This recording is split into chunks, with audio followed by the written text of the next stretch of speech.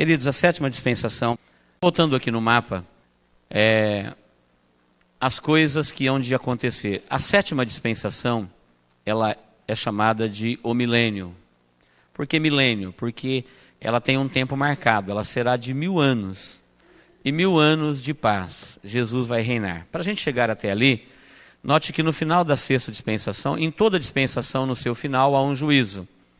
No final da dispensação da graça, também haverá o juízo da grande tribulação, já falamos. Enquanto nós estamos vivendo este período chamado igreja, Jesus, olha aqui, bem relacionado aqui onde estou iluminando. Ó.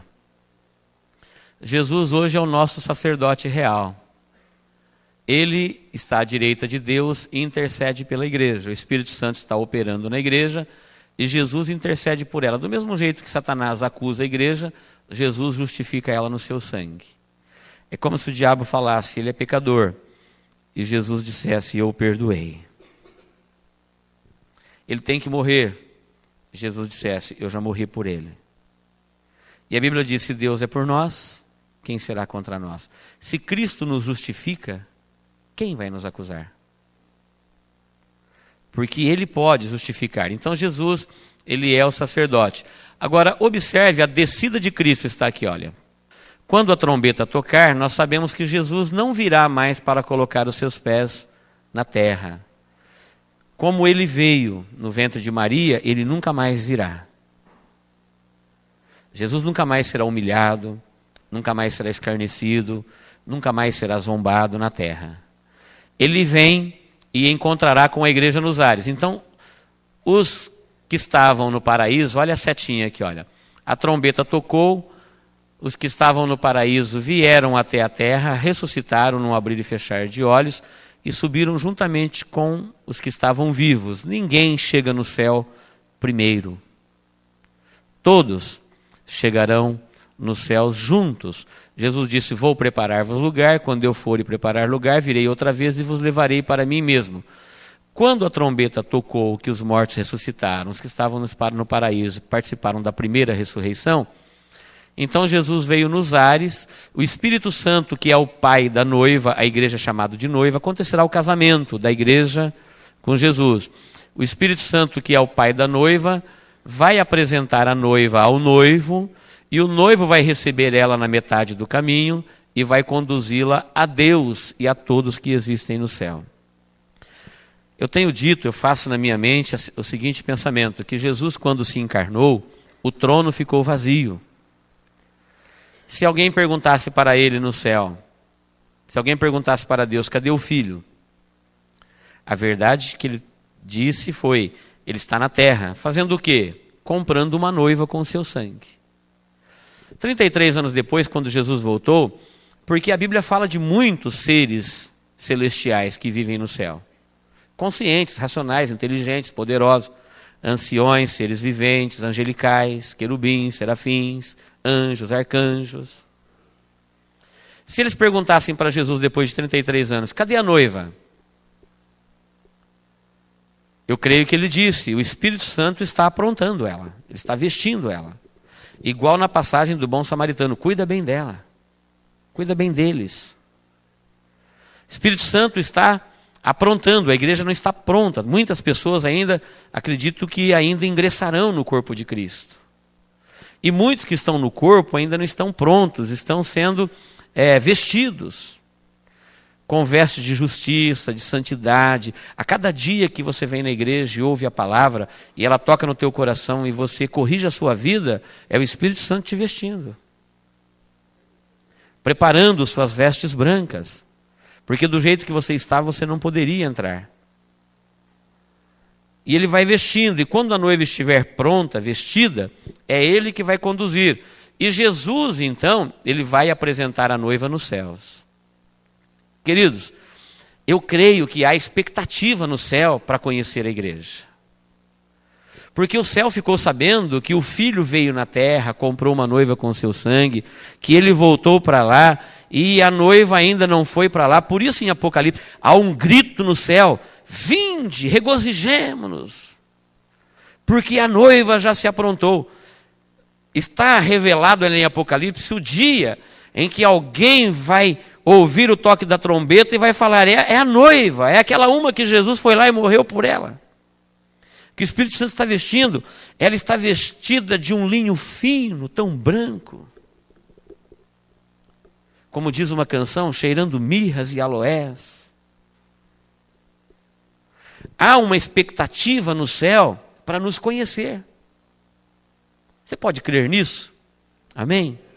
Isso é muito grande para a nossa mente agora. Mas quando você aceitou Jesus, você não tem ideia de como você ficou especial para Deus e como a honra que Deus tem para você é muito grande. Por isso vale a pena você renunciar às honras deste mundo. João, ele era igreja. O apóstolo amado que teve a revelação disso, ele era a igreja, o evangelista João. Só de ver o anjo mostrando tudo isso aqui para ele, ele ficou tão pasmo, num êxtase, que ele caiu aos pés do anjo para adorar. O anjo pegou ele pela veste, colocou ele de pé e falou, fica de pé porque eu sou teu servo, seu e daqueles que hão de herdar a salvação. É como se o anjo estivesse dizendo, você não pode me adorar, eu estou abaixo de você, porque você é a noiva do Criador, você vai estar com Ele, a posição que Ele te deu no céu é muito grande, você não sabe disso ainda. Ele disse, eu sou teu conservo. E não sou só teu não, eu sou o conservo de todos aqueles que hão de herdar a salvação. Essa expectativa existe no céu de conhecer você, igreja. Do mesmo jeito que no casamento, todo mundo fica atento para o horário da noiva entrar. A hora que a marcha toca, a noiva entra, e todo mundo, mesmo aqueles que conhecem ela, o próprio pai, o próprio noivo, ele não viu ela ainda vestida. E olha que interessante, Deus é onisciente, e ele já viu a noiva vestida na sua onisciência. Mas ele não viu ela vestida realmente porque ela ainda não se vestiu. É o Pai que sabe na sua onisciência, mas ele e os céus aguardam com expectativa esse dia. Que pena que tem gente que troca isso por um prazer qualquer na vida. Tem gente que troca isso que o mundo todo não pode pagar pelas bobeiras da vida, pelas honras humanas, pelos prazeres humanos que aqui acabam. Quando a igreja for arrebatada, aí acontecerá o final dessa dispensação, a grande tribulação. Só dando uma visão panorâmica, as coisas que hão de suceder. Você está vendo daí de onde você está? 7 anjos tocando 7 trombetas. Depois mais 7 anjos derramando sobre a terra 7 taças. Quando você lê no livro de Apocalipse que cada anjo desse, primeiro abre os 7 selos. O primeiro cavaleiro é o anticristo. A igreja foi arrebatada, é o primeiro evento. É um cavaleiro montado num cavalo branco, parecendo Cristo. Muita gente vai recebê-lo, o seu sinal na testa e no punho, porque ele vai parecer Cristo. Ele vai acabar com os problemas da terra, ele vai resolver o problema da economia, ele vai ver o problema das religiões, e o mundo agora vai ser cadastrado, não vai ter mais guerra, não vai ter mais problema econômico, não vai ter mais problema de divisão religiosa. O falso profeta vai ser o seu ministro de culto da igreja falsa. Esta que você vê por aí, alguém pregando o movimento ecumênico. Roma faz um esforço tremendo hoje para congregar debaixo da mesma bênção todos os credos, chamado de movimento ecumênico. Este movimento ecumênico vai atingir o seu apogeu sob o comando do falso profeta, ministro de culto do anticristo. Ele vai governar a igreja falsa, chamada em Apocalipse de a grande meretriz. Que vai existir uma grande igreja aqui, vai existir uma grande economia, vai existir uma vida normal. Todo mundo vai dizer no começo, quando receber o sinal da besta, deste cavaleiro branco, vai falar, agora a paz, um só governo, uma só igreja, um só político, uma só moeda. E olha como o mundo caminha para isso. O mundo hoje está globalizado, está ligado a uma rede, a net, internet.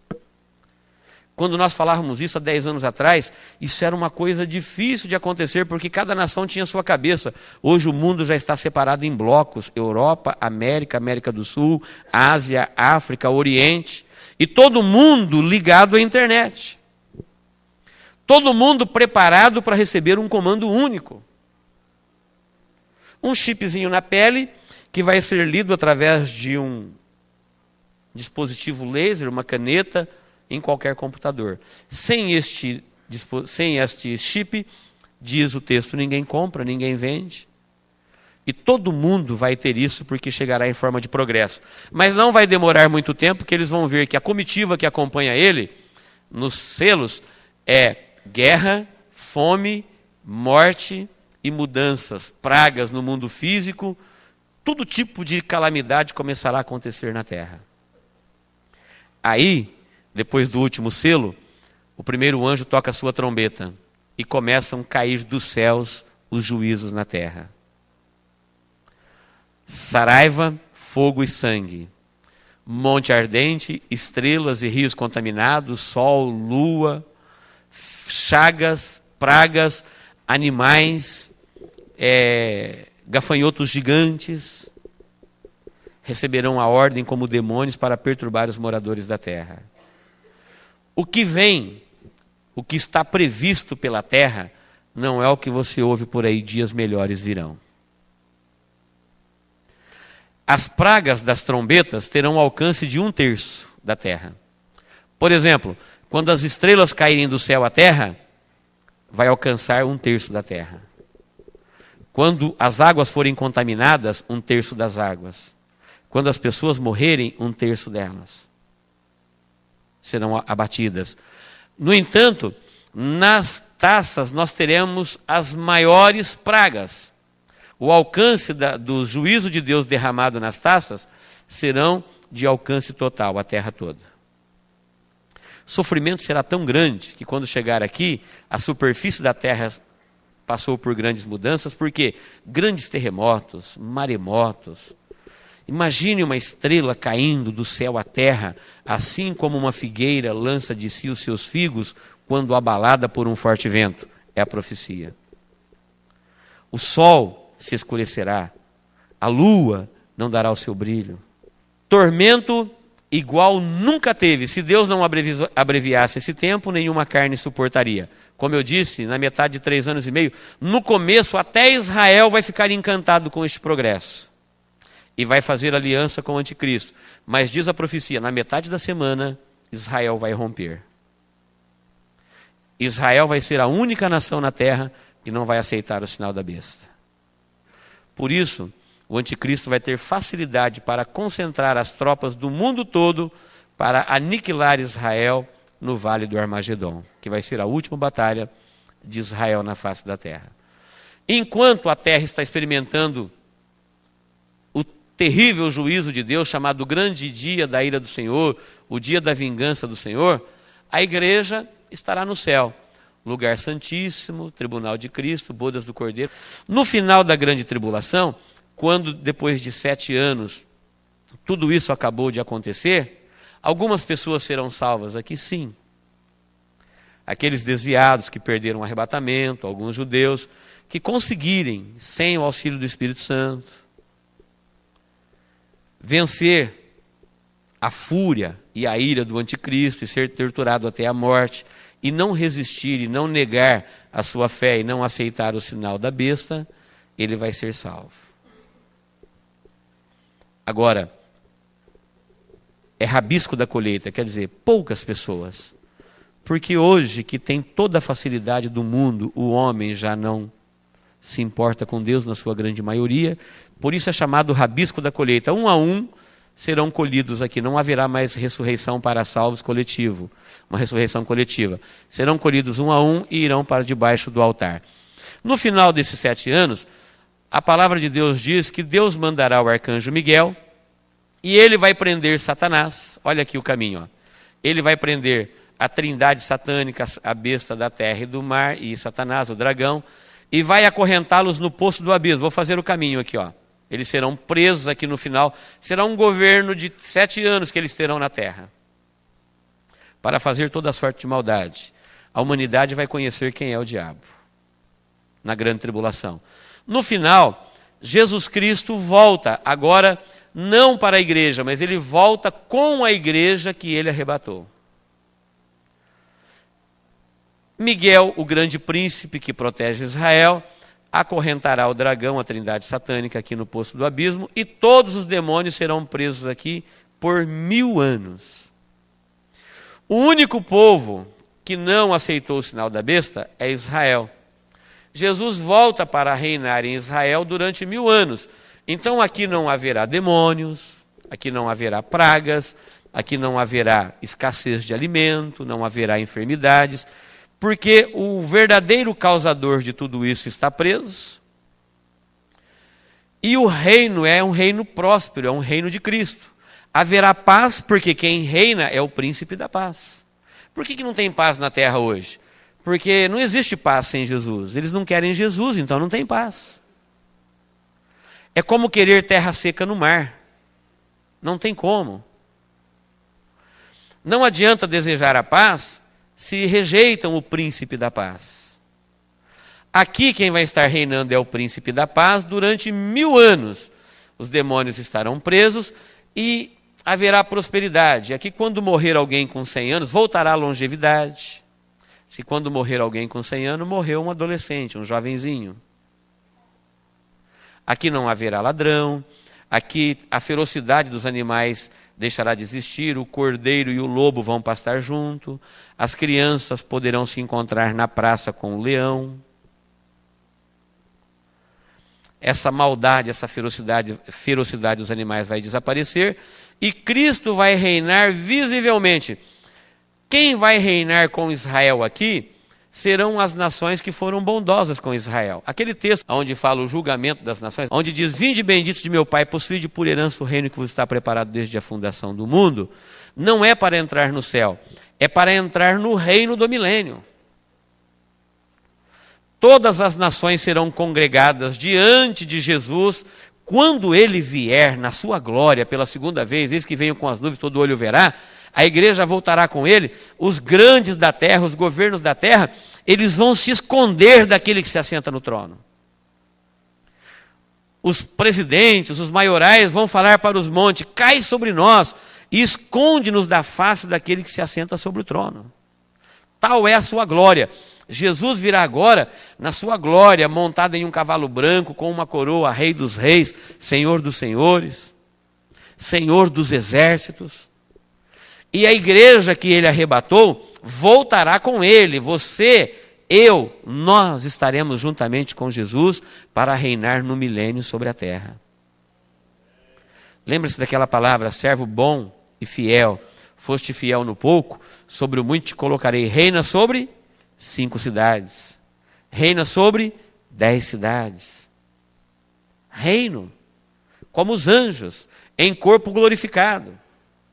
A igreja que hoje ela é humilhada, nesse dia, o mundo conhecerá a glória, porque aqui todo mundo já recebeu o seu galardão. Esse Jesus humilhado que foi zombado na cruz do Calvário, virou espetáculo para o mundo não vai reconhecê-lo aqui. Esta igreja hoje humilhada, pobre na terra, sem valor, desvalorizada, zombada.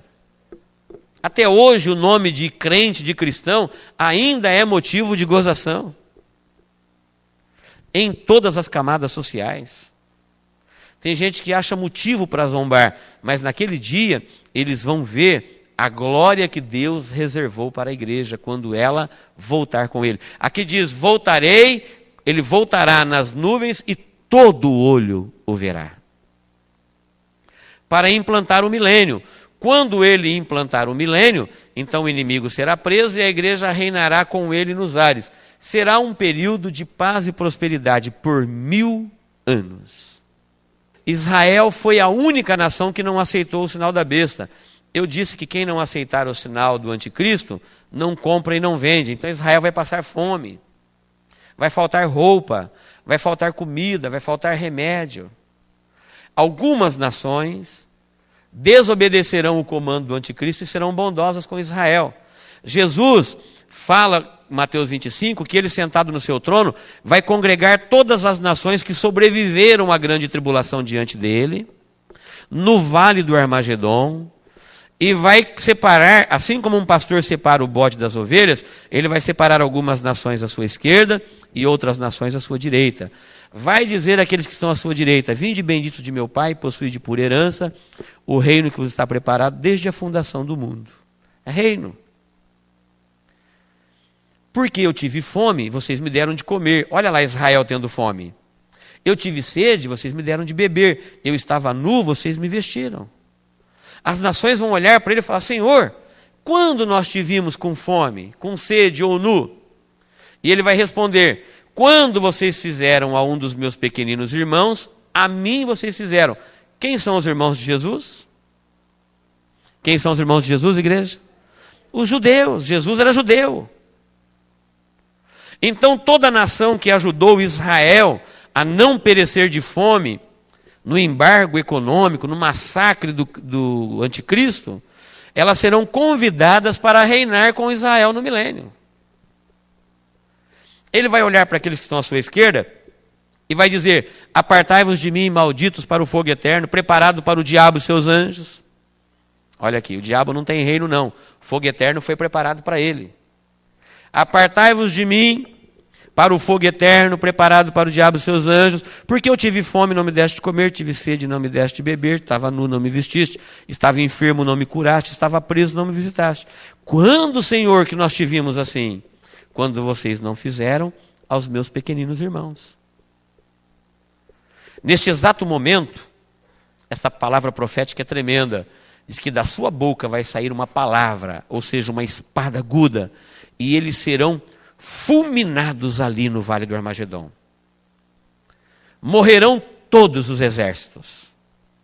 Aqueles que foram convidados entrarão para reinar no milênio, a superfície da terra completamente mudada, o mundo devastado, Satanás preso com todos os demônios, e todos aqueles que seguiram ele com seus exércitos, com a marca da besta, com o sinal do anticristo, serão aniquilados aqui no vale do Armagedon. Será o dia da grande ceia do Senhor. Por que ele chama de grande ceia? Porque ele fala que todos os animais do campo, as bestas feras, os abutres, as aves de rapina, vão se banquetear com a carne dos grandes e poderosos da terra.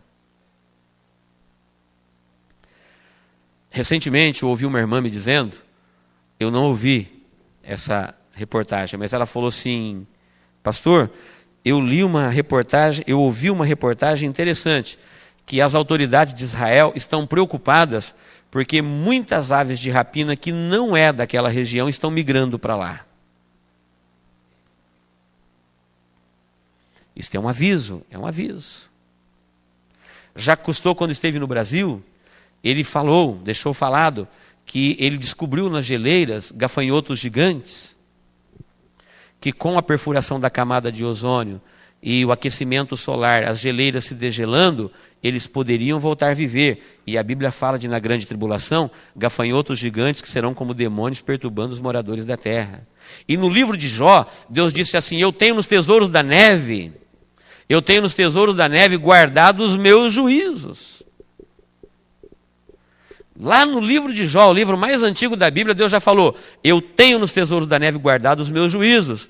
E agora, na nossa época, já que estou falando, que viu esses gafanhotos congelados que podem sobreviver. Não sei se são esses ou os outros, mas a Bíblia fala que eles existirão na terra como demônios perturbando os moradores da terra. Gafanhotos enormes. Assim, queridos, essas nações serão eliminadas aqui. Israel entrará no milênio. Aqui voltará novamente. A vida vai ser normal. Vai ser o paraíso na terra. Sabe quem é o político, o governo? Jesus. Seu reino será justo. Preste bem atenção para nós caminharmos para o final. Consciente. Governo humano, se organizando do governo humano, falhou.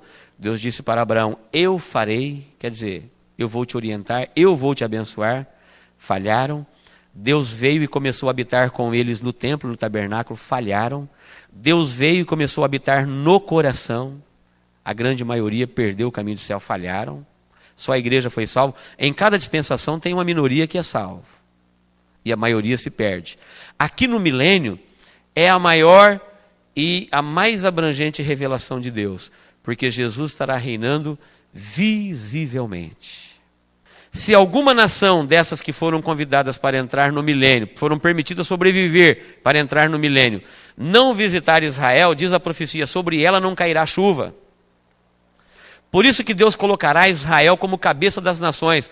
Aqui, Israel, que aqui na grande tribulação, passou a sua maior provação. Quando a igreja for arrebatada, o templo vai ser reconstruído, o anticristo vai marchar sobre as terras de Israel e vai violentar suas mulheres, vai ultrajar o seu culto, vai profanar o seu Deus. Quando eles estiverem sendo varridos da terra, é que eles vão clamar. Diz a profecia que Deus vai derramar sobre o coração da nação um arrependimento nacional. E eles vão prantear e chorar, pedindo perdão a Deus por esse dia aqui, ó. Mas eles vão lembrar desse dia? Sim, porque as duas testemunhas vão pregar. Hoje Moisés e Elias sabem que Jesus é Jesus. Eles vão pedir perdão por aquele dia e Deus virá com a igreja que ele arrebatou em socorro de Israel. Vai pisar, colocar a planta dos seus pés no Monte das Oliveiras, o monte se fende. Israel passa por ali, se livra das forças opressoras do inimigo, as nações são congregadas diante dele, da sua glória, algumas entram e as outras perecem, começa o reino milenar. Depois de 1000 anos, Satanás será solto novamente, para enganar as nações. Se você me perguntar por que Deus vai permitir que ele seja solto no final do milênio novamente, eu creio que para provar aqueles que nasceram no milênio, lembrando que nem mesmo o Filho de Deus viveu nessa terra sem provação. Então as pessoas que nasceram aqui no milênio, elas não conheceram a tentação. Elas não conheceram o mal, só o bem. E o homem disse para Deus que ele queria conhecer o bem e o mal. Para nossa tristeza, Satanás será solto num curto espaço de tempo.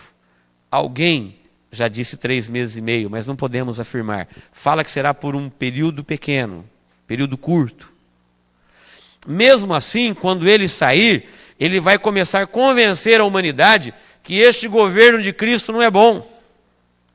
E que é preciso tirá-lo do trono. E muita gente vai seguir, diz que uma multidão como a areia do mar vai dar ouvido ao diabo e vai se armar com armas humanas para guerrear contra aquele que está no trono. Depois de 1000 anos de paz, sabe o que quer dizer isso? Ficou provado para a humanidade que o homem não consegue se salvar e escolher entre o bem e o mal, nem mesmo vivendo as melhores condições na terra. Essa ladainha que a gente ouve, que Deus ouve todos os dias, eu não sirvo a Deus, sabe por quê? É por causa da minha família. Eu não sirvo a Deus, sabe por quê? Por causa do meu emprego. É porque você não conhece minha situação financeira, é porque você não conhece meu marido, você não conhece minha esposa, você não conhece meu filho, você não conhece meu país, você não conhece a economia em que vivemos, você não conhece minhas contas. Veja bem, ninguém tem conta. Milênio, prosperidade. Aqui quando alguém plantar uma lavoura, ela vai dar 100%. Aqui quando alguém plantar alguma coisa, não vai ter praga, não vai ter peste, não tem maremoto, não tem terremoto. Aqui não vai ter ninguém precisando de médicos. Haverá saúde. Não tem mais espíritos de enfermidade. Haverá morte, haverá envelhecimento, haverá enfermidade, mas só essa que é natural. Consequência, mesmo assim a vida voltará a ser longa. Então ninguém vai poder falar para Deus que vivendo nas melhores condições, ele poderia escolher entre o bem e o mal. Ficou provado por todo o plano de Deus para toda a humanidade que o homem que vivia na inocência, ele tinha que ter dado ouvido à voz de Deus e não desobedecido e comido da árvore que dava conhecimento do bem e do mal. Porque uma vez conhecendo o mal, mesmo vivendo nas melhores condições, na maior riqueza, na maior prosperidade, sem nenhum problema, o coração do homem está inclinado ao pecado. É a última oportunidade, a terra será restaurada com fogo, e quem foi salvo, e quem não foi salvo, foi condenado. Aqui acontecerá a segunda ressurreição. Todos os perdidos ressuscitarão e comparecerão diante do juízo. A Bíblia fala, bem-aventurados que fazem parte da primeira ressurreição, porque sobre eles não tem poder a segunda morte. A Bíblia fala de duas mortes e de duas ressurreições. A primeira morte é essa que é possível nós morrermos, é a sua alma separar-se do corpo. A segunda morte é aquela que vai matar espírito e alma, é a morte eterna. Bem-aventurado aqueles que fazem parte da primeira ressurreição, porque sobre eles não tem poder a segunda morte. Queridos, eu quero encerrar dizendo que o problema da humanidade está não no ambiente, mas no residente. Se você acha que se Deus mudar o seu ambiente, vai melhorar a sua vida, não é verdade. O homem, ele aprende a vencer o mal quando ele vence o mal aonde ele está entronizado, dentro do coração. Você quer vencer o inferno inteiro? Comece vencendo ele dentro do seu coração. Não peça para Deus melhorar o mundo à sua volta. Está provado na dispensação do milênio, na revelação de Deus, que se você não vencer o pecado aonde ele se entronizou no coração, pode viver a melhor vida que você quiser e puder. Ela não será uma vida boa. Mas se você aprender a vencer o pecado aonde ele está alojado, no coração, no residente. Então o problema do homem não é de ambiente. O nosso problema é que o pecado, ele habita dentro de nós. Aqui, ninguém poderia falar para Deus, sabe por que eu pequei? É porque eu vivi num mundo muito mal. Não, o diabo está preso. Eu sou pobre, não haverá pobres aqui. Não haverá tristes. Não tem nenhum motivo para reclamar. A única coisa que o homem vai poder constatar aqui é que ele realmente pertence a uma semente pecadora e que o mal habita dentro do seu coração, independente do diabo. O diabo só aproveita da minha fraqueza para me fazer pecar, mas independente dele, o meu coração é inclinado a pecar. E eu preciso aprender a vencer o efeito do pecado dentro da minha vida. Se eu vencer o pecado dentro do meu coração, no ambiente é uma consequência. Se você melhorar o ambiente dentro da sua vida, vencer o pecado aí, qualquer lugar do mundo será bom para você, qualquer família é boa, qualquer dia será maravilhoso. O mundo fica diferente, porque Deus estando residindo, o ambiente fica bom, em qualquer lugar. Abraão foi com Deus para a montanha e prosperou. Ló foi sem Deus para a campina e se perdeu. E assim é até os dias de hoje. Quando você tem Deus dentro do coração, quando você aprende a vencer o pecado lá onde ele está alojado no coração, e você tem Deus lá dentro, o mundo começa a ficar mais bonito, mais interessante. Mesmo sabendo que é um mundo que caminha para a destruição, mas você já venceu o efeito da queda dentro da sua vida. Amém, queridos?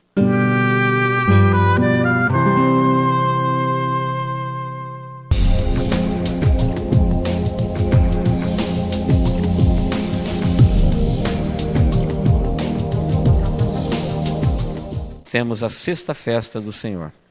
Nós já falamos da sexta dispensação e da sétima dispensação. Temos que falar a sexta festa e a sétima festa. E se o tempo permitir, vamos falar um pouquinho dos acontecimentos no céu do juízo branco. Sexta festa está em Levítico 23, 27 a 32. Diz assim: ora, o 10º dia deste 7º mês será o dia da expiação.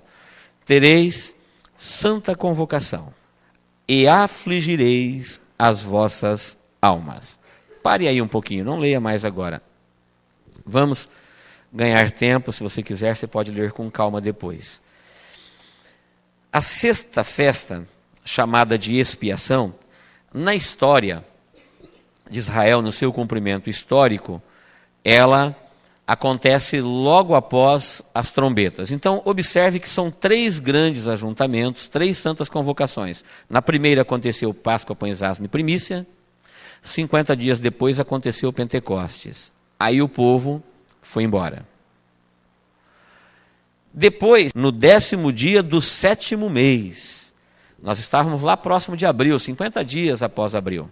Maio, estava acontecendo o Pentecoste. Veja que do Pentecoste até a trombetas tem um longo período. Veja que do Pentecoste, Atos 2, até o arrebatamento da igreja, nós estamos experimentando um grande período.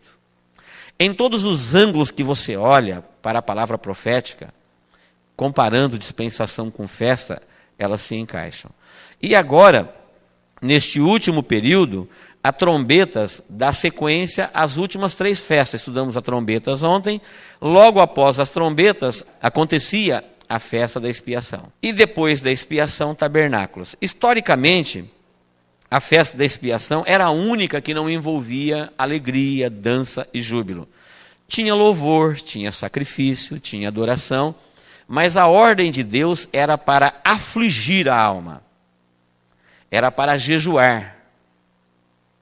Tinha jejum, tinha rogos, tinha súplica, era para as pessoas se entristecerem nesta festa.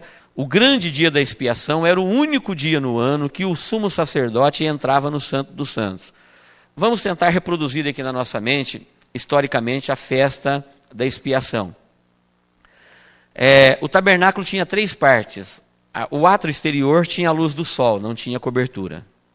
Imagine uma igreja, o quintal dela, estacionamento, a frente, a entradinha, aquele pátio do lado de fora da igreja, átrio exterior. Ali ficava todo adorador judeu. A iluminação era a iluminação natural. Depois, dentro da igreja tem a grande nave do templo. No tabernáculo também tinha este lugar chamado de lugar santo. Vê se você consegue ver ele daí de onde você está.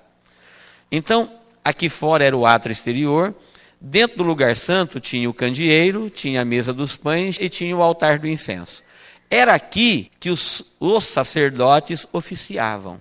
Cada uma dessas peças tem um rico significado na palavra de Deus com a nossa vida.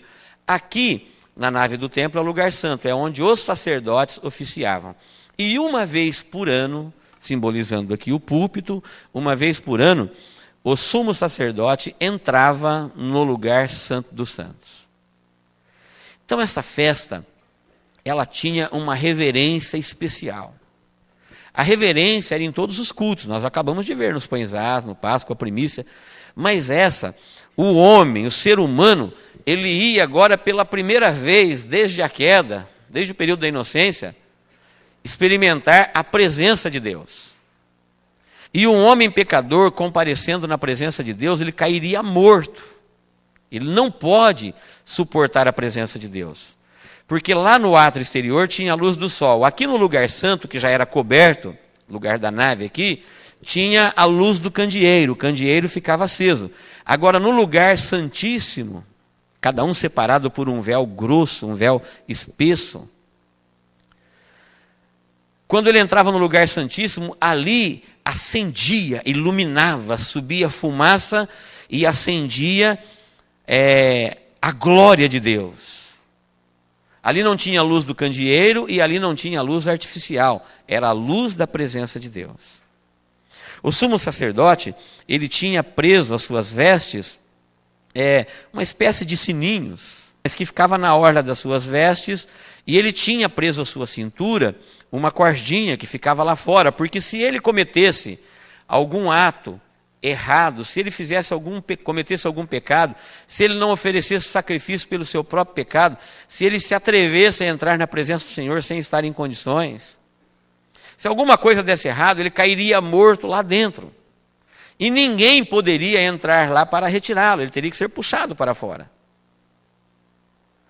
Uma vez por ano, ele entrava, e antes dele entrar, suponhamos que aqui fosse o véu, eu estou no lugar santo e eu tenho que entrar no lugar santíssimo. Ele se isolava do povo, oferecia sacrifício por ele, pegava o sacrifício, tinha tocado já nas pontas do altar, e agora ele estava ali com toda a reverência, temendo e tremendo, com a bacinha de ouro, com o sangue do animal que foi derramado, o animal inocente, o animal sem defeito, e agora ele ia entrar na presença de Deus para pedir perdão para o pecado do povo que estava lá fora. Ele tinha que passar o sangue primeiro, ele não podia entrar ele primeiro, senão ele caía morto. Porque ele ia entrar no propiciatório. Propiciar significa remover a ira mediante a oferta de um presente. Então, não é que Deus ficava zangado com ele, a santidade de Deus acendia, assim como o sol queima uma pessoa que for lá, mesmo ele não querendo queimar, ele é calor. Deus é santo, e mesmo ele amando o pecador, a sua santidade fulmina, queima, mata o homem, porque ele está num corpo de pecado. Por isso Deus não deixou Moisés contemplar a sua face. O homem não pode ver isso. A sua natureza humana se desintegra. E quando o homem se aproximava de Deus, que a ira de Deus se acendia, ele passava primeiro o sangue, e a ira de Deus caía sobre o sangue. Em vez de matar o homem, aquele animal já morreu no lugar dele, mostrando o sacrifício substituto de Jesus por nós na cruz do Calvário. Quem está me entendendo? Diga amém. A ira de Deus exigia que o homem pecador, ele tinha que morrer, mas o homem mostrava o sangue, dizendo: olha, alguém já morreu, por isso que eu estou aqui. Expiar, literalmente, significa encobrir para não punir. Então, com aquele sangue, o pecado do homem não era removido, por isso ele tinha que voltar lá todo ano. Mas o pecado dele era encoberto até chegar o sangue que ia remover. Por isso, depois que Jesus morreu na cruz do Calvário, o véu do templo rasgou-se de alto a baixo. Olha que lindo isso. Jesus estava morrendo fora da cidade, lá no Monte Calvário. O sumo sacerdote estava entrando lá no Santo dos Santos para oferecer o sangue do animal para pedir perdão para o pecado do povo. E de repente, quando Jesus deu um brado na cruz do Calvário e disse: Pai, nas tuas mãos entrego o meu espírito, e ele expirou, que o seu sangue derramou, e ele perdeu a sua vida, era como se aquele sangue estivesse sendo oferecido a Deus pelo pecado da humanidade toda, e a ira de Deus foi removida da nossa vida. E neste momento, milagrosamente, sem auxílio de mãos, lá no templo, aquele véu espesso, grosso, rasgou-se de alto a baixo, dizendo: a partir de hoje, ninguém mais precisa do sangue de animais para entrar na minha presença. É através do sangue de Jesus. Israel sabia disso de cor e salteado. O que tem a ver isso no cumprimento profético? No cumprimento profético, foi quando Jesus morreu na cruz do Calvário. Neste sacrifício, eles usavam 2 bodes. Sob o bode emissário, o sacerdote colocava a mão sobre ele, vivo, como que transferindo a culpa da nação para o bode. E depois, um homem saudável levava esse bode num local deserto, onde ele não podia retornar, e ele era abandonado. Era uma linguagem figurada, simbólica, de Deus afastando de Israel, espiando a sua culpa e lançando ela no mar do esquecimento. Aquele animal não voltava. E o outro bode que era imolado, com o sangue dele, fazia isso que eu acabei de falar. Era com o sangue dele que o sumo sacerdote entrava no Santo dos Santos, para propiciar, remover a ira mediante a oferta de presente. Agora, o que isso tem a ver conosco hoje? Tudo a ver. Olha o texto de Hebreus 8, 7 a 13. Vamos ler um pouquinho. Pois se aquele primeiro fora sem defeito, falando do animal, o primeiro, fora sem defeito, nunca se teria buscado lugar para o segundo, porque repreendendo-os diz: eis que virão dias, diz o Senhor, em que estabelecerei com a casa de Israel e com a casa de Judá um novo pacto. Não segundo o pacto que fiz com os seus pais no dia em que os tomei pela mão para os tirar da terra do Egito, pois não permaneceram naquele meu pacto. E eu para eles não atentei, diz o Senhor. Ora, este é o pacto que farei com a casa de Israel depois daqueles dias, diz o Senhor. Porei as minhas leis no seu entendimento, em seu coração as escreverei, e serei o seu Deus. E eles serão meu povo, e não ensinará cada um a seu concidadão, nem cada um ao seu irmão, dizendo, conhece o Senhor, porque todos me conhecerão, desde o menor deles até o maior, porque serei misericordioso para com as suas iniquidades, e de seus pecados não me lembrarei mais, dizendo, novo pacto, ele tornou antiquado o primeiro, e o que se torna antiquado envelhece, perto está de desaparecer. Eu fico perplexo de ver como muita gente tenta resgatar hoje a lei. Esse texto diz assim, aquele pacto não serviu, o homem não foi fiel, ele não era para o homem salvar, era para revelar o seu pecado. Por isso Deus disse, para ele não atentei, mas eu farei um novo, e quem tem um novo não precisa do velho, e o velho está antiquado, está prestes a desaparecer. Prestes a desaparecer, está dizendo, à medida em que você vai crescendo na graça, você não precisa mais da lei. À medida em que você vai procurando lei, significa que você está decaindo da graça. Não tem mais ordenanças. O sacrifício de Jesus foi aceito na cruz do Calvário. E o cumprimento profético disso é que ele ressuscitou. Tivesse Jesus pecado em pensamentos, palavras ou obras, se você estivesse me perguntando, pastor, nós estamos há 2000 anos dessa data, será que Jesus não foi como alguns dizem? Será que ele não flertou com Maria Madalena? Será que ele não foi um homem comum e não é mito esse negócio de Jesus, o Cordeiro de Deus que tira o pecado do mundo? Se Jesus fosse isso que essas doutrinas diabólicas tentam fazer dele, ele permaneceria morto, porque o salário do pecado é a morte. A prova que Jesus não pecou nem por palavra, nem por pensamentos, nem por obra, é que Deus o tornou trazer dos mortos, ele venceu a morte. Neste sacrifício da expiação, o povo ficava lá fora todos apreensivos. Será que Deus vai perdoar o pecado? Será que o sacerdote não vai morrer? A prova que eles tinham de que Deus aceitou o sacrifício e perdoou o pecado deles, era quando o sacerdote saía vivo lá fora. Quando o sacerdote saía vivo depois de expiar, aí o povo explodia em júbilo e gratidão, porque significa que Deus afastou mais uma vez o pecado da nação, Deus perdoou o seu pecado, afastou, encobriu, e eles estavam livres para continuar servindo a Deus. Por isso, o cumprimento profético da expiação é que Jesus Cristo, depois de entrar no Santo dos Santos, ou seja, no céu, na presença de Deus com o seu sangue, lá na cruz do Calvário, descendo da região dos mortos e pregando, ele pôde sair vivo no terceiro dia, como um sinal de que Deus aceitou o sacrifício. Tanto aceitou que ele ressuscitou e rasgou o véu do templo. Quem está me entendendo, diga amém.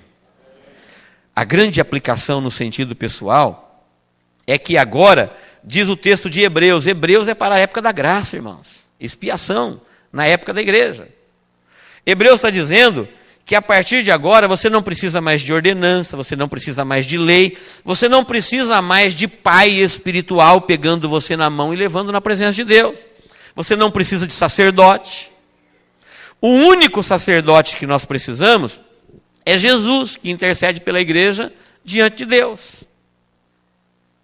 Todos nós agora temos o dever de comparecer na presença de Deus. Se você não consegue fazer isso, é por negligência sua. Porque o caminho está aberto. Você está me entendendo? Esta festa está dizendo que, a partir do momento que você tomou conhecimento, você, nação santa, que o teu Cristo não é como os outros. O meu Cristo não é como Buda, como Maomé, que pode ter sido um bom homem, que pode ter impactado a sua geração, mas ele morreu. Se ele morreu e não conseguiu lidar com a morte dele, ele não pode lidar com a minha. Pode até servir de exemplo para a humanidade, um bom exemplo, sei lá, não sei muito a respeito deles. Mas eu sei a respeito de Cristo. E Jesus, ele não é um exemplo, ele não é um pregador de uma filosofia de vida. Ele veio para explicar para esta nação na festa da expiação que a partir do momento que você crê que ele entrou na presença de Deus para expiar, agora não mais para expiar, mas para remover definitivamente o seu pecado, e você ficou sabendo que ele entrou e que Deus aceitou e que Deus não o deixou morto, Deus o ressuscitou, o sumo sacerdote saiu vivo da presença de Deus, a igreja pode explodir em júbilo de glória a Deus e aleluia, porque se ele venceu a morte que ele venceu foi a minha, porque ele não tinha morte. A vida que ele foi conquistar foi a minha vida. É isso que me dá certeza de que se ele ressuscitou, nós ressuscitaremos também. Mesmo que nós morramos a morte que ele morreu, a primeira morte. Agora, quem não tem um Cristo ressurreto, quem não tem um sumo sacerdote, um intercessor ressurreto, não sei como ele vai lidar com a sua morte. Ele acabará por morrer a segunda morte. Porque não adianta ter um grande conhecimento de Deus, é preciso ter um Salvador. Não adianta ter uma grande religião, uma grande Bíblia, uma grande fé. É preciso ter um Salvador, tem que ter fé, mas fé no Salvador. Quando eu estou dizendo não adianta ter uma grande fé, porque tem gente que tem uma grande fé, mas não é em Jesus. É em alguma outra coisa. Ele acredita, tem uma grande fé que no final todos os povos serão salvos. Ele acredita que todos os caminhos chegará a Deus. É uma grande fé, mas não tem um grande Salvador. E quem não tem um grande Salvador, não está salvo. E quem não está salvo, está condenado. Por isso nós precisamos ter mais do que uma religião, mais do que uma igreja, mais do que uma Bíblia. Nós precisamos ter um grande Salvador no nosso coração. E o caminho está aberto. Você pode, através do sangue de Jesus pela fé, este é o cumprimento pessoal. Você pode, através do sangue de Jesus pela fé, no seu quarto, na sua casa, no seu culto, na sua igreja, no seu trabalho, entrar na presença de Deus. Mas nunca se esqueça, rasgou-se o véu, abriu-se o caminho, mas a reverência continua sendo a mesma. Quantas pessoas que desvalorizam isso porque querem fazer de qualquer maneira. O sumo sacerdote, ele podia entrar. Ele era o único que tinha direito de entrar. Deus mandou ele entrar, mas ele não podia brincar.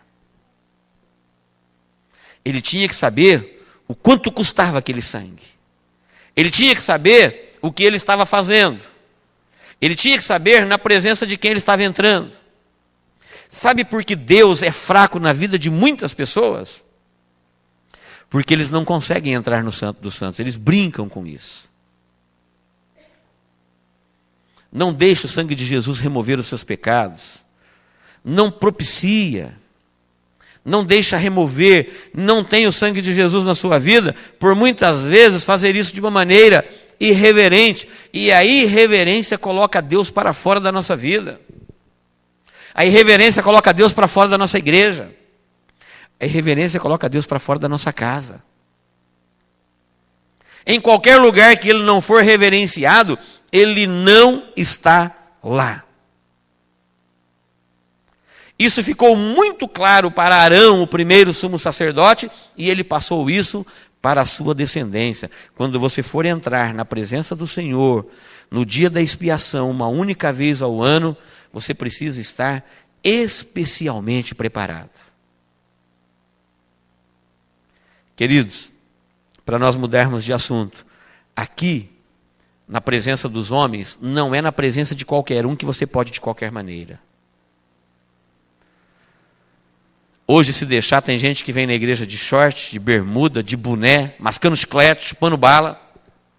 Mas você não faz isso na frente de um magistrado. Você não vai com qualquer roupa lá. Sabe por quê? Ele é uma autoridade. E você tem que respeitar. Nós temos que respeitar. Agora, Deus não. Deus não. Ele nem tem consciência que ele está indo na casa de Deus. Ele nem tem consciência que ele está entrando ali com o sangue de Jesus. Ele brinca com isso. Ou eu estou falando besteira? Isso existe nos nossos dias ou não? Para nossa tristeza, tem muitas igrejas que quando vai pregar a palavra, metade da igreja levanta e vai para fora. Mesmo que o culto tenha 2 horas e a palavra 15 minutos, não suportam mais ouvir a palavra de Deus. Sabe por que não suporta? Porque não são de Deus. Porque a Bíblia diz, quem é de Deus, escuta as palavras de Deus. Quem é de Deus tem prazer na sua palavra. Santo dos santos significa que está aberto para você, não tem mais, você não precisa mais de ninguém pegar na tua mão, não precisa ninguém te conduzir lá, você pode fazer isso, mas quando fizer isso, faça com reverência. O sangue que te dá direito de entrar lá não é mais o de animal já exigia muita reverência, o que você vai entrar lá agora é o sangue de Jesus Cristo vertido na cruz do Calvário. E ele fez isso com muita seriedade, ele fez isso com muito amor. Ele fez isso para nos livrar da condenação. Não vamos deixar a irreverência, a ignorância, as coisas banais da vida, roubar isso da nossa vida, porque se ele não for reverenciado, ele não estará presente no nosso culto. Amém, queridos?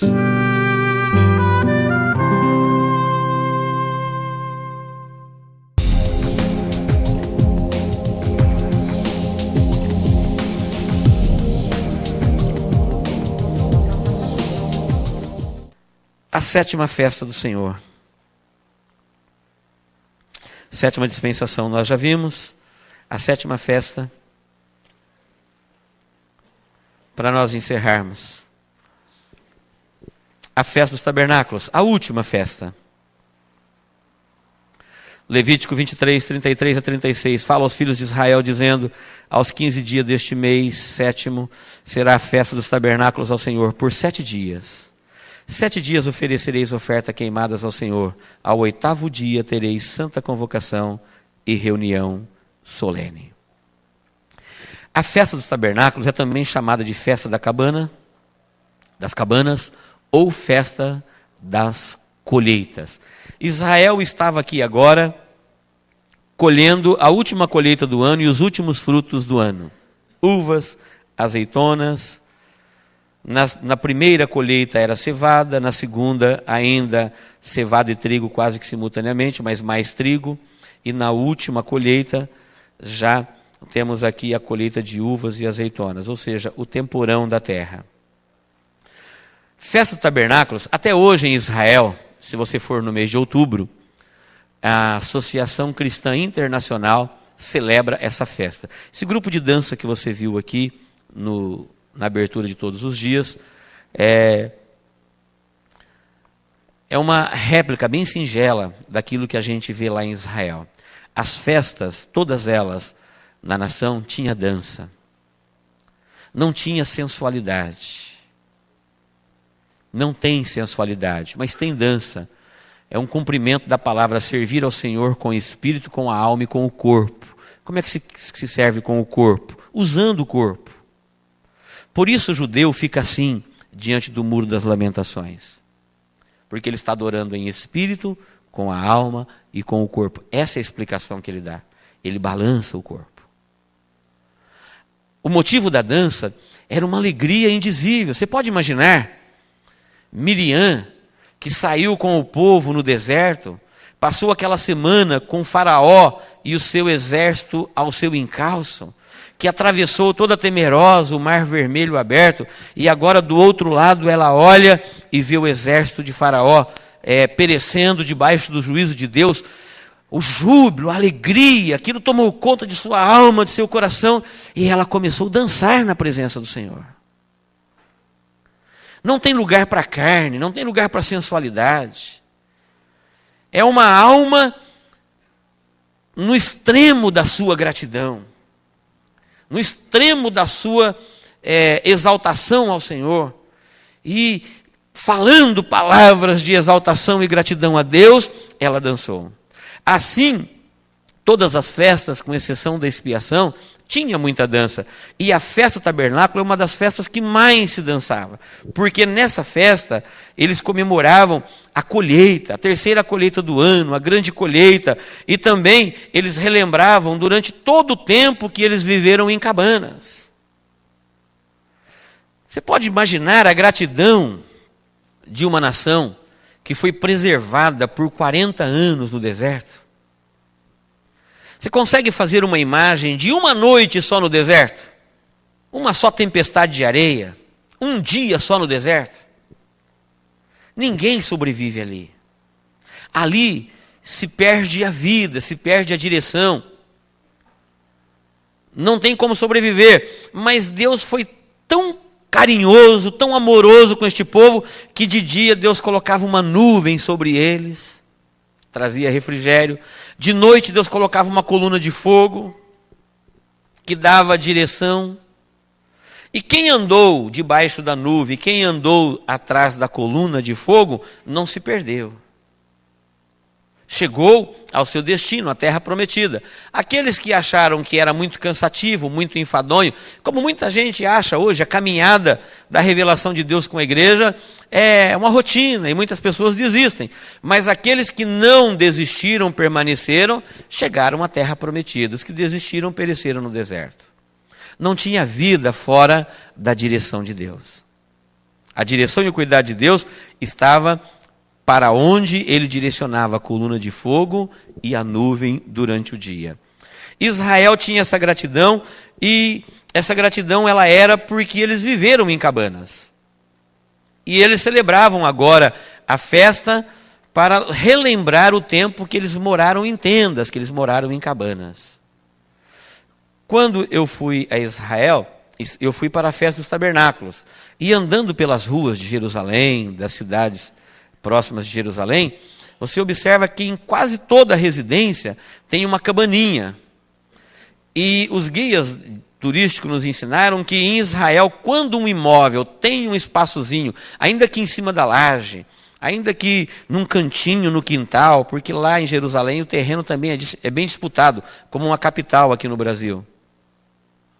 Quando um imóvel tem um cantinho para se montar uma cabaninha, para reunir a família, e ali eles comerem por 8 dias, este imóvel ele é valorizado, ele vale mais do que outro que não tem. Porque todo judeu devoto, até hoje, em 2003, 2004, 2005, se Jesus não voltar, eles farão isso. Eles se reúnem, faz uma cabana bem rústica, 4 paus, folhas de coqueiro, e lá dentro eles põem bancos de madeira e uma mesinha de madeira bem rústica, e eles comem ali, fazem a refeição familiar ali durante esta semana que comemora a festa dos tabernáculos. Para relembrar até hoje este tempo. Muito bem, o que tem isto que faz parte da história, o motivo da comemoração era para agradecer pela provisão divina na caminhada, e era reconhecimento e gratidão por todo esse cuidado de Deus. Muito bem, olha só o cumprimento profético disso. O que isso tem a ver no cumprimento profético? Leia comigo na sua apostila. Com todos esses memoriais de tão grande livramento, e sendo alvo da misericórdia de Deus, e tendo o Filho de Deus como rei, e ainda sendo colocado como cabeça das nações, imaginemos o júbilo que não viverá esta abençoada nação. Para você entender expiação e tabernáculo, preste bem atenção. Eu disse ontem e repito, a partir de trombetas, nós estamos falando do futuro da igreja e do futuro da nação de Israel. Então as trombetas ainda não se cumpriram na nossa vida, nem na vida de Israel. A expiação ainda não se cumpriu na nossa vida e nem na vida de Israel. Espera aí, pastor. Jesus já não morreu, o sacrifício já não foi aceito? Sim, mas eu ainda não saí vivo do outro lado. Eu ainda estou na minha vida oficiando, eu ainda estou no lugar santo. O sacrifício, o sangue eu já tenho. Cordeiro já foi imolado. Deus já aceitou. Jesus já venceu. Mas eu estou vencendo ainda. Eu estou vivendo a minha batalha aqui na terra. Jesus é o sumo sacerdote. E nós somos o quê? Sacerdócio real, nação santa, povo adquirido. Quem está me entendendo? Diga amém. Sabe quando nós vamos tomar posse da nossa vitória definitiva? Quando você tombar aqui nesta vida fielmente, ou quando a trombeta tocar e você for arrebatado, e você abrir os olhos vivo do outro lado. Aí as coisas velhas já passaram. Então, a expiação na nossa vida, ela está se cumprindo? Está. Porque existem muitas pessoas hoje que não estão mais no livro da vida e que já estiveram ontem. E existem pessoas que não estavam ontem e que estão hoje. É aquele que permanecer até o fim. Aquele que for fiel até o fim. Então hoje nós estamos oficiando, nós estamos aqui no lugar santo, dentro do nosso coração. Deus está trabalhando, mas nós não entramos no nosso lugar definitivo como Jesus já entrou. Jesus nunca mais será tentado pelo diabo, nunca mais vai comer a comida dos humanos, Jesus nunca mais vai viver a vida humana. Ele já viveu a vida dele, ele já venceu, foi vitorioso, e agora nós estamos vivendo e vencendo a nossa. Quando nós chegarmos no final da vida, por isso que eu sempre digo aqui que a vida é como uma maratona. Uma maratona é importante como você começa, é importante como você percorre, mas o mais importante é como você termina. E nós precisamos terminar a nossa vida na presença de Deus. Se por acaso, durante esta maratona, você caiu alguns tombos, se por acaso você se decepcionou com você mesmo, com a sua fé, com a igreja, com pastores, com familiares, com governos, não desista da caminhada, levante e continue a caminhada. O importante é como você termina. Manassés foi um rei que começou muito mal, mas terminou bem na presença de Deus. Teve rei que começou muito bem e terminou desviado. Perdeu a sua salvação. São exemplos para a nossa vida. Enquanto você estiver com seus olhos abertos, vivo, e a trombeta não tocou, você está vivendo a sua vida, você está na sua caminhada. Você pode mudar muita coisa no seu viver. Agora, quando a expiação já for definitiva, aí você pode imaginar o gozo que não invadirá o coração desta nação. Pense um pouquinho só o que você já sabe através da história do povo de Israel. As guerras, desde quando eles nasceram, filhos de Abraão. Depois a perseguição diabólica durante todo o período da monarquia, dos profetas, dos patriarcas. Depois ainda foram depostos no ano 70, voltaram em 1948. Um pouco antes deles voltarem, foram caçados no mundo todo pela fúria diabólica através de Hitler. 50 anos antes disso acontecer, Theodor Herzl pregou o sionismo, dizendo para todos os judeus que estavam nas igrejas, vivendo no mundo gentílico, dizendo, vamos voltar para Sião. E ninguém deu ouvido ao seu apelo. 50 anos depois que ele falou, vocês vão pagar caro esta recusa, apareceu Hitler espumando de ódio, caçando judeus no mundo todo. Eles não voltaram para sua terra porque eram donos de indústrias, eram donos de empresas, indústrias multinacionais, ricos, prósperos na terra. Quando Hitler começou a perseguir os judeus, eles perderam tudo o que tinha. Vocês conhecem a história do Holocausto. Imagine este povo que passou por tudo isso e ainda passará pelo ataque maciço do anticristo no comando de todos os exércitos na terra durante o período final da grande tribulação. Quanto esta nação não vai sofrer ainda? Você pode imaginar o gozo que não vai estar no coração deles quando eles forem colocados como cabeça das nações, Cristo é o rei, e eles serão o povo, a nação que vai reinar com ele durante 1000 anos. De lá sairá a ordem, de lá sairá a mensagem, de lá sairá a revelação. Por isso a festa do tabernáculo, ela é uma festa alegre, com muito júbilo, com muita alegria, porque o cumprimento profético dela na vida de Israel é o milênio. Aqui, Israel estará vivendo o apogeu da sua existência. Não haverá mais restrição para a misericórdia e a graça de Deus. Só que enquanto o milênio é o apogeu da revelação de Deus para Israel, a graça é o apogeu da revelação de Deus para a nossa vida. Olha como Jesus Cristo explicou isso para nós encerrarmos. Aplicação pessoal. Terceiro parágrafo da aplicação pessoal. A mais perfeita aplicação individual da festa dos tabernáculos, quem fez foi o próprio Jesus, quando diz: no último dia, o 8º dia da festa dos tabernáculos, o grande dia da festa, Jesus pôs-se de pé e clamou: se alguém tem sede, venha a mim e beba. Quem crê em mim, como diz as Escrituras, do seu interior fluirão rios de água viva. Isto ele dizia do Espírito Santo que eles haviam de receber os que nele crescem.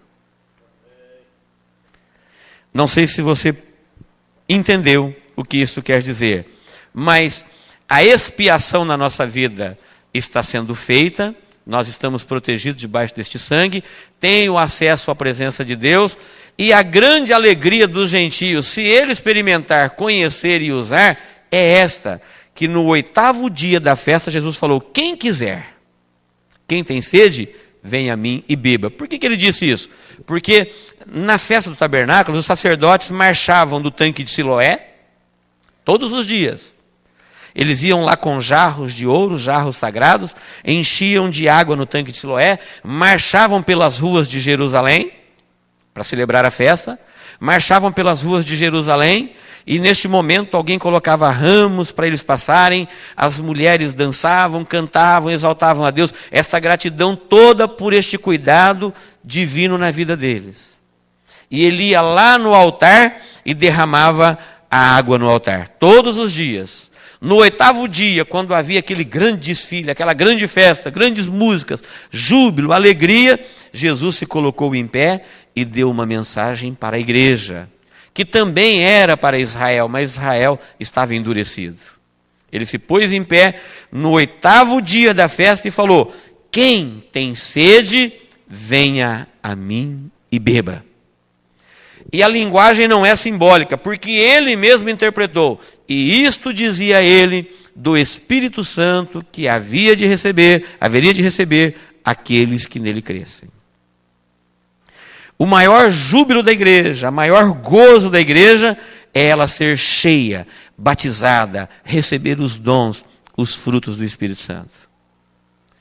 Queridos, quem não entende isso, quem não busca isso, quem não tem isso, perdeu o que de melhor Deus tem, proporcionou e ofereceu e revelou à igreja. Quantas pessoas conseguem hoje viver na época do apogeu da revelação de Deus? Quando o Espírito Santo é dado sem medida, quando o caminho para Deus está aberto, rasgou-se o véu do templo, ele tem acesso, ele pode entrar, e mesmo assim nós não encontramos motivo para nos alegrar na presença do Senhor. Sabe o que é isso? Falta de ser cheios do Espírito Santo de Deus. Nós somos cheios de muita coisa. Nós somos cheios de muitos sonhos, de muitos projetos. Nós estamos, às vezes, preocupados em construir o nosso reino.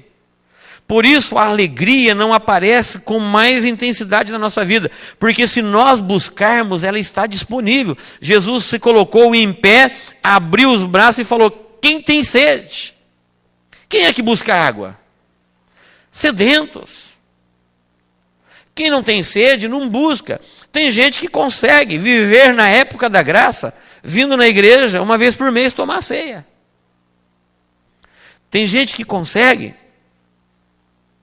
no final da semana, passar uma semana sem participar de um culto na semana. E às vezes nós não sabemos porque a alegria indizível, o gozo, o batismo, os dons, os frutos do Espírito não aparecem na nossa vida, porque nós estamos cheios de muita coisa, não temos sede de Deus. E nunca teve, nunca haverá um derramamento do Espírito como este nos nossos dias. Mas pastor, eu não estou vendo esse derramamento. Ele só é derramado onde há sede. Se nós nos reunirmos aqui, queridos, não estou disciplinando vocês, não. Eu estou dizendo que se nós nos reunirmos aqui e falar, gente, vamos buscar a Deus, desinteressadamente, não para ficar rico, não para ser curado, não para ser abençoado, vamos nos encher, eu tenho certeza que coisas maravilhosas acontecerão na nossa vida. O gozo, a alegria indizível do Espírito Santo vai dar uma outra proporção ao nosso viver. Muita coisa mudará no nosso caminho, mas nós somos vasos vazios, temos pouquinho de Deus, o suficiente para o gasto. Isso vai do pastor ao membro, somos muito comprometidos com a vida que vivemos. Se nós somarmos no final de cada semana, se Deus dissesse, eu falei aqui das primícias, é dar o primeiro de tudo para Deus. Se nós somássemos o primeiro do nosso tempo, nós vamos ver que nem a primícia nós não damos para Deus. Se nós fizéssemos um balanço mensal da nossa vida, nós íamos ver que o dia tem 24 horas, o mês tem 30 dias. E se nós somássemos o que foi para Deus, o que foi para a televisão, o que foi para o lazer, o que foi para o descanso, o que foi para o trabalho, nós íamos ver que nem a primícia nós não damos para Deus. É um enfado hoje, às vezes, vir 3 vezes por semana na igreja. Sabe por quê? Porque nós estamos cheios de muita coisa, precisamos estar sedentos de Deus. Porque quando você é sedento de Deus, você busca Deus. E quando Deus sacia a sua sede, a vida fica diferente. Nós viemos de um mundo tão oprimido que a gente mal bebe um pouquinho de Deus, a vida já fica gostosa, e nós já damos testemunho, é uma maravilha, é gostoso. Eu vejo uma alegria no rosto de cada cristão. Se esta alegria existe, se você é uma pessoa feliz, agradecida a Deus, tem prazer no seu Jesus, na sua Bíblia, imagine onde não vai parar essa alegria se nós continuarmos enchendo o vaso. Se nós continuarmos buscando mais e mais do Senhor. Mas às vezes nós não temos sede. E esta profecia de Jesus é para a nossa vida. Ele falou, se você está precisando de água, água é sinônimo de alegria para um sedento, sinal de vida. Você está precisando de vida, pare de arrancar os cabelos, pare de ficar procurando ajuda no sistema financeiro, pare de ficar procurando ajuda onde não existe. Procure Deus. Pegue o sangue que já está à sua disposição, entra no Santo dos Santos e busque o Senhor e veja o que Ele pode fazer na sua vida. Não precisa mais ninguém segurar na minha mão. Não precisa mais ninguém me conduzir. Não precisa mais ninguém me levar a lugar algum. Queridos, eu estou falando para vocês um caminho que eu tenho percorrido. Nunca ninguém segurou na minha mão. Eu é que segurei na mão de Jesus e falei, segura na minha mão, Senhor. A partir do momento que eu aprendi este caminho, eu ando por ele, eu quero ele cada dia mais. E Deus vai te dando cada vez mais. É uma fonte que quanto mais tira, mais sai, porque ela é fonte de água viva. Já pensou que gostoso? Você tem ela na sua casa, no seu dia a dia.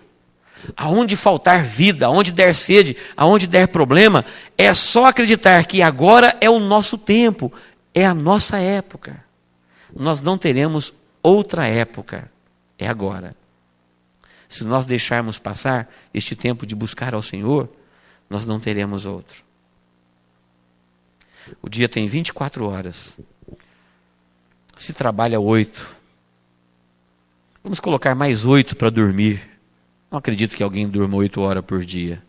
Não acredito, sim. Acredito. Eu conheço alguns. Eu falei não acredito pensando na maioria, mas eu pensei na minoria agora. Tem gente que é bom nesse negócio. Até passa de 8. Mas se nós trabalharmos 8, falar, Deus, eu tenho que ganhar o pão de cada dia, eu tenho que estudar, eu tenho que trabalhar. Tá bem, 8 horas por dia. Vai trabalhar. Cumpra com a lei dos homens. Depois sobra mais 8 horas. Eu preciso refazer, Senhor, eu tenho que descansar. Tá bem, mais 8 horas, são 16, sobrou mais 8. E agora, o que eu faço com essas 8 todos os dias, hein? Será que a novela não leva a melhor, não? lazer, tudo. Como é que Deus fica triste? Ele colocou você em primeiro lugar no plano dele. Eu falo isso para mim. Jesus olhou para mim quando eu não era nada e me valorizou, me prometeu uma vida em que eu vou estar acima dos anjos. Quando eu estava, como disse Davi, atrás da malhada, no charco de lodo, Ele me fez assentar nos lugares celestiais, Ele me colocou em primeiro lugar nos planos dEle, e agora eu coloco Ele em que lugar nos meus planos? Em que lugar? Pense nisso. Isso vai fazer nascer sede no teu coração, isso é bom. Isso vai te dar sede de Deus, sede da casa de Deus, sede da palavra de Deus. E pode vir que tem. É Jesus que disse, quem tem sede, venha. Pode vir. E ele não falou para vir, ver se tem, não. Ele falou, pode vir e beber. Venha a mim e beba. Encha a sua vida da vida que vem de Deus. Amém, queridos? Que Deus nos abençoe em Cristo Jesus.